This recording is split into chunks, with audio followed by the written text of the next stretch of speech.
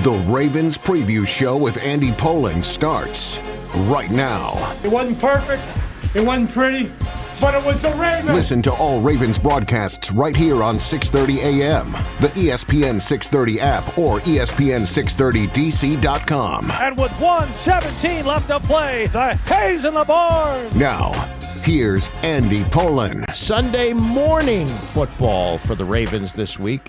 They're playing in London against the Tennessee Titans. 9:30 kickoff. Coverage here on ESPN 630 starts at 9 a.m. We do Ravens preview every Friday, and this week we're joined by Kevin, and I hope I get the pronunciation right. I'm sure this happens to you all the time.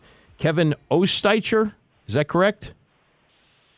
It's Oestreicher, but I appreciate some people just go with Oster, so I appreciate you trying. Oestreicher, okay, yeah. I used to work with Norm Hitzges, who just retired in Dallas, Hitzges, and the pronunciations there were crazy. Let's just go with Kevin, who works for Ravens Wire and also Hooked on Ravens. And as you look through the 5 games that have been played, the good news is that all 5 were winnable. The bad news is they have blown the 2 losses. Do you look at this more as a glass half full or a glass half empty? Well, I'll go with glass half full, but I do think it's a little disheartening the way that the Ravens have lost their 2 games because, as you mentioned, they were winnable, and they were against opponents that, you look at who they were going up against. They should have probably beaten those teams pretty handily, but what happened was the offense just couldn't get things going, and they kept the Colts and the Steelers in the game. There was a miscommunication, as John Harbaugh called it, in both those games. The Zay Flowers fair catch fiasco, and then Tyler Linderbaum snapping the ball when the plan was to kick the field goal for points before the half. So we could be talking about a 5-0 football team, but we are talking about a 3-2 one. And the sloppiness to me has been the key in that because I think it's been consistent, but it's been in different ways and to an extreme level. Like in week 1, they had the 13 penalties. That's a huge number of penalties. Then in week 3, it was the 4 fumbles on 4 drives. And then week 5, he had the 7 drops. So it's a different thing every other week, and it's to this massive level. So I think the offense just has to calm down, find an identity a little bit more, too, because what we've seen is they've either started fast, like a great first drive or a great second drive, and then kind of fizzled out, or they started kind of slow, and then they've kind of picked it up, whether it's later in the first half or in the second half. So just a consistent overall offensive effort to help out your defense, which has been playing lights out so far this season. Yeah, the high point total for the year is 28 points at Cleveland, which is good. Not great, but we were, told this year, the offense is definitely going to be more productive. It's going to be more pass-oriented offense. In fact, Lamar Jackson has thrown for 1,000 yards. His passer rating isn't bad, 93.9, but he is leading the team in rushing again. And this was not what was advertised, that it was going to be a more pass-oriented attack. What has been the assessment so far of what they've done 5 games run versus pass ratio?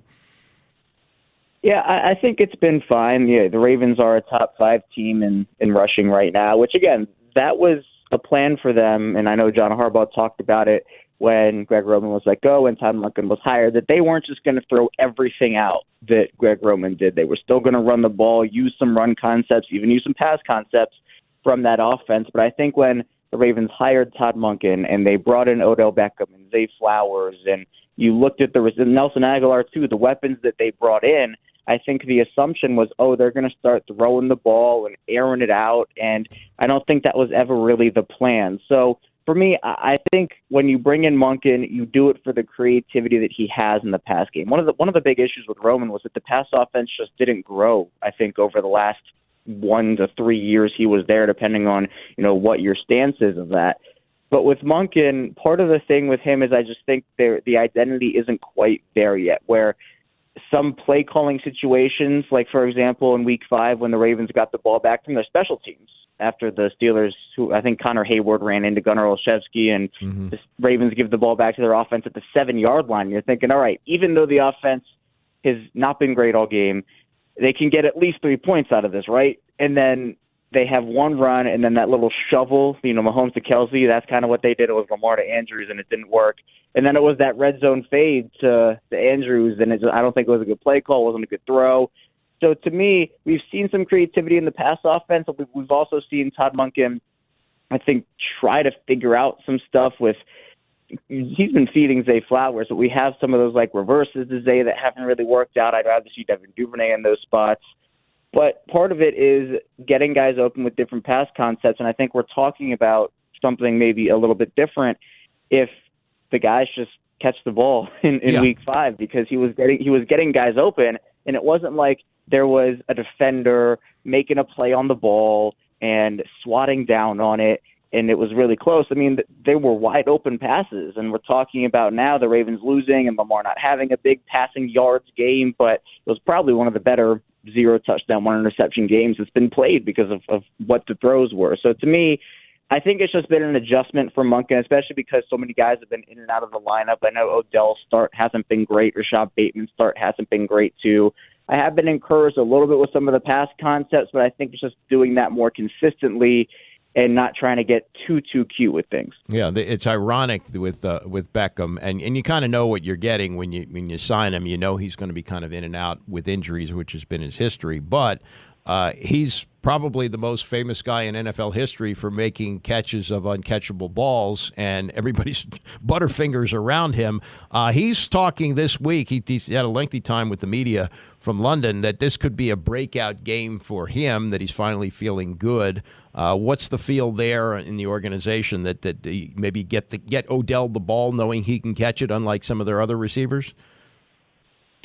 Well, I think the Titans, with them being a bottom 5 pass defense right now in net yards per attempt, you would at least hope that Odell could get going. And it was a really weird game for him against Pittsburgh, because he catches a slant and then kind of gets up gimpy, goes to the locker room, comes back about a quarter and a half later and doesn't really do much else. Obviously, the interception, he was targeted on that goal line fade, but he's somebody that, again, the Ravens brought in to be that veteran presence. And I think a lot of people understood that the Ravens weren't getting this prime New York Giants Odell Beckham when they signed him. That was never the expectation, at least for most people, I think.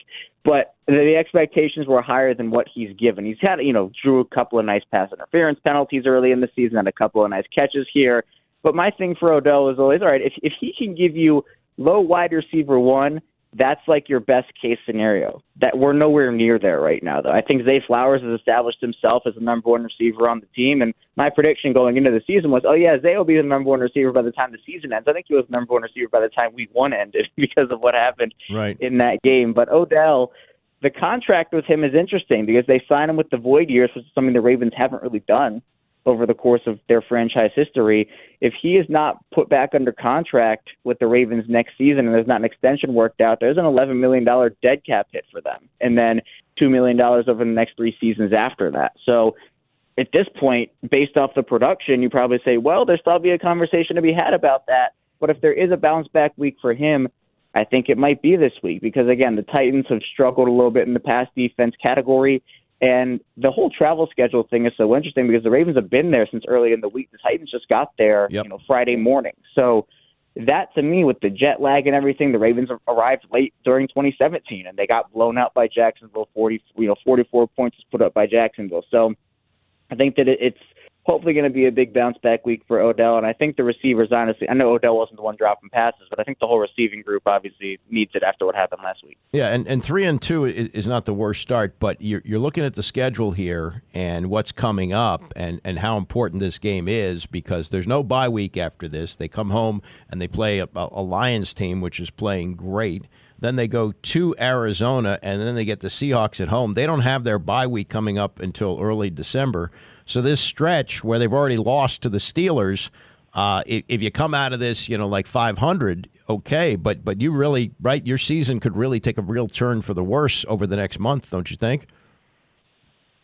For the Ravens, yeah, it's such a key stretch right now, especially these next 2. It's very weird with, the travel schedule with them being abroad. And I can't remember exactly where I found it. I think it might have been I can't remember where I found it, but the Ravens right now have the 3rd hardest strength of schedule left in the league, which you look at teams coming up in December like the Dolphins and the 49ers, and they have to play each AFC North opponent 3 times, each once, so 3 total games against the AFC North left.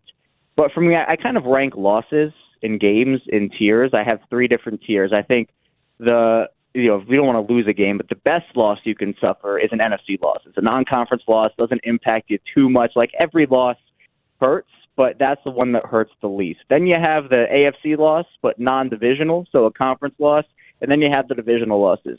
So the Ravens losing to the Steelers last week, I think, hurts a lot because they had an opportunity to go up 3-0 in the AFC North, especially winning all three of their AFC North road games in the first 5 weeks, which would have been incredible.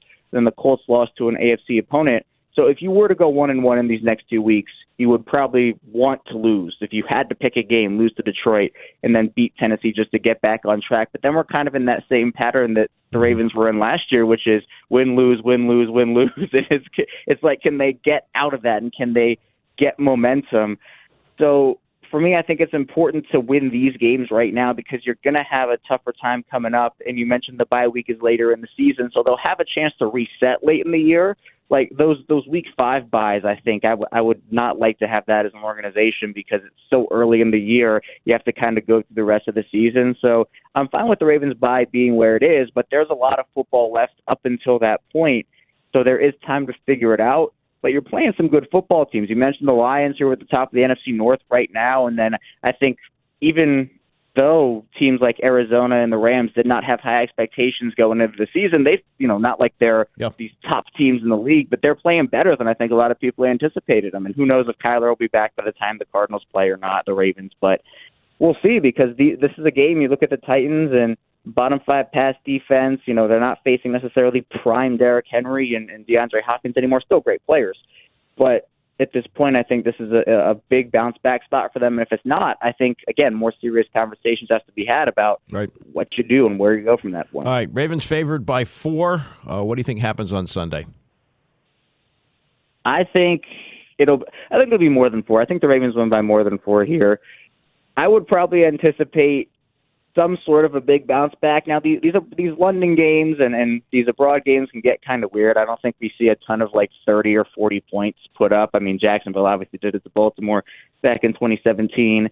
But I will say that with the way the Ravens defense is playing right now, the Titans offense, again, is not this team that I think can go out there and put up 35 points. I hope I'm right in that. But I think that with a team led by Lamar Jackson and you have Zay Flowers and Odell and Rashad Bateman and Mark Andrews and all these offensive skill players that are really, really good, at this point, I think that something has to give for this offensive unit. I think there's too much talent not for it to hit. And the way that Lamar Jackson has played this season, again, it's not like he has 3,000 passing yards, but the efficiency is there with completion percentage. You mentioned the quarterback rating. He's playing really good right now. So I would probably anticipate, with the way that the travel is going, the Ravens being there since early in the week and the Titans not, I'll go, if I had to give a final score prediction, I'd go 24-14 Ravens. Very good. Good to talk to you, Kevin. Thanks so much. I appreciate it. Thanks so much for having me. That's Kevin Oestreicher. I think I got that right. Ravens Wire and Hooked on Ravens. He works for both those outlets as the Ravens go and play Tennessee in London on Sunday. Preview from John Harbaugh, Odell Beckham, and Roquan Smith next. Don't go away. Ravens on 3, 1, 2, 3. This is the Ravens Preview Show presented by Verizon. Here's Andy Pollin. Ravens in London. They've been there all week. They have a 9:30 in the morning Eastern Time kickoff against the Tennessee Titans, 4-point favorites heading into that game off a disappointing loss in Pittsburgh last Sunday. John Harbaugh made the decision to bring his team in early. He's played there in the past, brought his team in late, and got clobbered. So this time he's going to take advantage and has taken advantage of the time to get his team used to the surroundings. And as he talked the other day, it seems to have worked out well. We're getting settled in. I think we're all sleeping just a little better than we did a day or two ago. And we're getting a feel for the time. I think we're going to be better for it. So we'll see. I mean, there's no science on it. Teams have come over here early and done well and not done well. They've come on Thursday and done well and not done well. So hopefully this is something that works for us.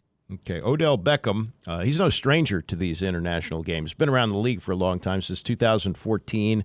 Has played with the Giants, has played with the Browns. He played 8 games with the Rams before they went to the Super Bowl and won 2 years ago. Did not play at all last year and is now with Baltimore. And he's got a pretty good understanding of the international appeal of the NFL, not just in London where they are now, but across the world?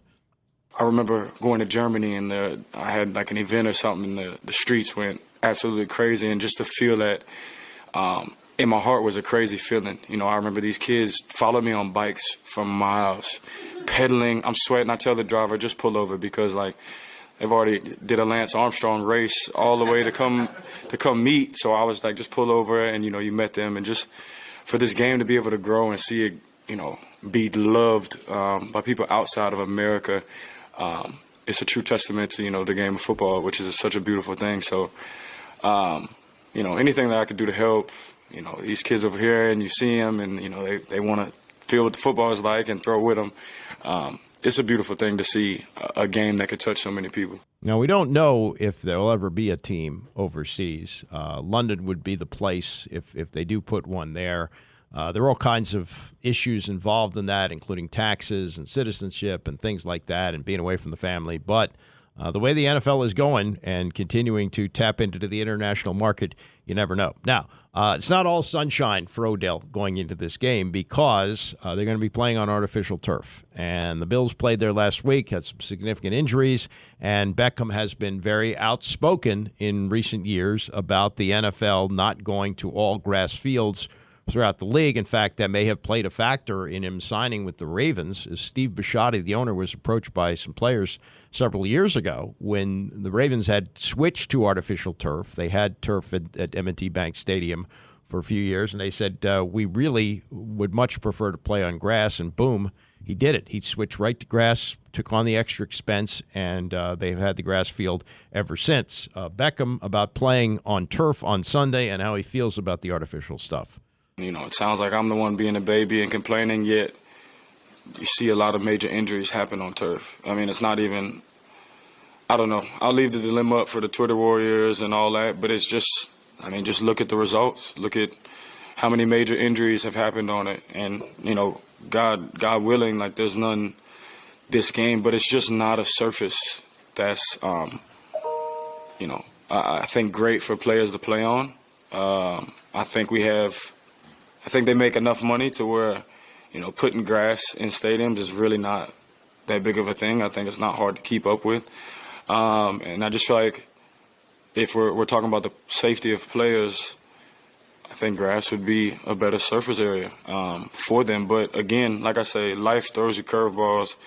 You just got to adjust, and turf is what we're playing on this week, and it is what it is. It's not really up to us. But I just think that there's a solution, whatever it is. I hope that one day they figure that out. Well, the solution is going to grass. It might be difficult to do in places like Minneapolis and Detroit, but there are dome stadiums where they do it, like in Glendale, Arizona, where the Cardinals play. They roll that turf in and out. Same thing with Vegas. For this weekend, you'll see the Patriots playing the Raiders on grass, and you know, I think it can be done. The problem is the expense, and the owners don't want to do it, and especially when you have a stadium like MetLife in New York, where the Jets and the Giants both play there. You got games consecutive weeks on that field, and you know, the beating that the grass would take, plus the concerts and everything else that you have in there. So Roger Goodell playing the stall game, saying, oh, we have to look at science. We have to look at science. One of the cool aspects of this game is the international appeal and the players and where they've come from. David Ajabo played linebacker at Michigan, second-round pick of the Ravens last year. He's been in and out with injuries. He's back on injured reserve this year, but gets to come home and play. He's from Nigeria, but his family grew up in London. He came here to play football at Blair Academy before going on to the University of Michigan, and got an opportunity to visit family with the team in town. Yeah, it's a blessing. You know, I got to catch up with my family. First time seeing them this year. You know, I only go home about once a year, so you know, I'm blessed to be able to come back and see them, and also just experience this whole thing with my team too, my brothers. So, you know, it's an experience of a lifetime, and I'm sure they're having fun. You remember watching international games as a kid? You know, how great is it that the NFL is kind of working to expand?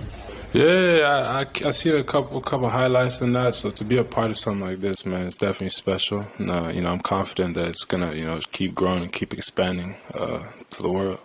Last comment, Roquan Smith, a great linebacker for the Ravens, came over at the trade deadline from Chicago last year. He's not only been a great addition on the field, he's seen as a great leader in the locker room and really good at these news conferences. Very entertaining every week. And so having spent most of the week in London, he was asked about his accent and whether he'd picked up one during that time. I probably have the worst. And then, no, I'm sure some other people have the worst because I can get by with a couple. I can say a few words here and there, but I heard Tuck talk today. And Tuck, actually, a couple of the nice people over at the hotel was like, oh, my God. It was like his was pretty good. You know what I mean? So, like, yeah, but mine is not the best. What are your good ones that you can get by with?